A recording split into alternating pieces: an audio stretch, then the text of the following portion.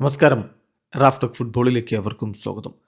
Barca ജയിച്ചു. യമാലിൻ്റെ penalty ഗോളിനാണ് ജയിച്ചത്. പക്ഷെ അതേ തുടർന്നുണ്ടായ പരിക്ക് വലിയ ആശങ്കയാണിപ്പോൾ സമ്മാനിച്ചിരിക്കുന്നത്. അദ്ദേഹത്തിന് വേൾഡ് കപ്പ് നഷ്ടമാകുമോ എന്ന് പോലും സംശയമുണ്ട്. അത്തരത്തിലാണിപ്പോൾ കാറ്റലൻ മാധ്യമങ്ങൾ റിപ്പോർട്ട് ചെയ്യുന്നത്. അപ്പോൾ മുണ്ടോ ഡിപ്പോർട്ടിവോയുടെ report, if medical test confirm at year Lamine Yamal's world cup participation is in doubt എന്നാണ്.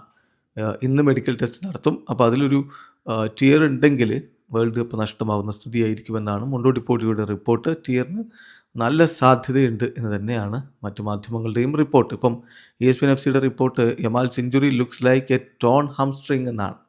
അപ്പോൾ അങ്ങനെ ഹംസ്ട്രിങ് ടിയർ ഉണ്ടെങ്കിൽ വേൾഡ് കപ്പ് അത് നഷ്ടമാകാനുള്ള സാധ്യതയുണ്ട്. Leaving the rest of his club season and the start of the world cup in doubt. World കപ്പിൽ തുടക്കത്തിലെ മത്സരങ്ങളെങ്കിലും നഷ്ടമാകാൻ സാധ്യതയുണ്ടെന്നാണ് ESPN FCയുടെ റിപ്പോർട്ട്.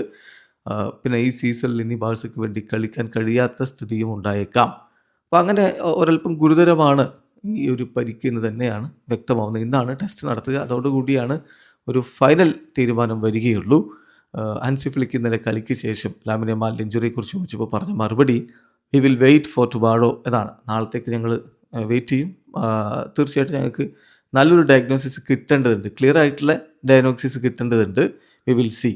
തീർച്ചയായിട്ടും ഇത് അൺഫോർച്ചുനേറ്റ് ആണ്. അത് നമ്മൾ ആക്സെപ്റ്റ് ചെയ്യുന്നു. കാരണം ലാമിൻ ഞങ്ങൾക്ക് വളരെ ഇമ്പോർട്ടൻ്റ് ആയിട്ടുള്ള താരമാണ്. അത് ജാവോ കൺസേലോക്ക് പറ്റിയ പോലെ തന്നെയാണ്, ജാവോ കൺസോലോയെ പോലെ തന്നെയാണ്. It's a shame that Lamine is injured. അതുപോലെ തന്നെയാണ് കൺസോലോയുടെ കാര്യവും, ബെർണാലിൻ്റെ കാര്യവും, റാഫീനിയുടെ കാര്യവും, ക്രിസ്ത്യൻസിൻ്റെ കാര്യവും. That just how it is.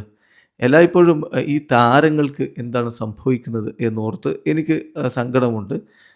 അവരിനി തിരികെ വരാൻ വേണ്ടിയിട്ടുള്ള ശ്രമങ്ങളിലേക്ക് കടക്കണം എന്നുകൂടി കോച്ച് ഹൻസി ഫ്ലിക്ക് പറയുന്നതാണ്. അപ്പോൾ അദ്ദേഹത്തിന് പറയാൻ കഴിയുകയുള്ളൂ. ഏതായാലും ഇന്നത്തെ ആ ഒരു ടെസ്റ്റിന് ശേഷം മാത്രമാണ് ഇതിലെന്താണ് യഥാർത്ഥത്തിൽ സംഭവിച്ചിരിക്കുന്നത്, അദ്ദേഹത്തിന് മത്സരങ്ങൾ നഷ്ടമാകുമോ എന്നുള്ള ചോദ്യോത്തരം ലഭിക്കുകയുള്ളൂ.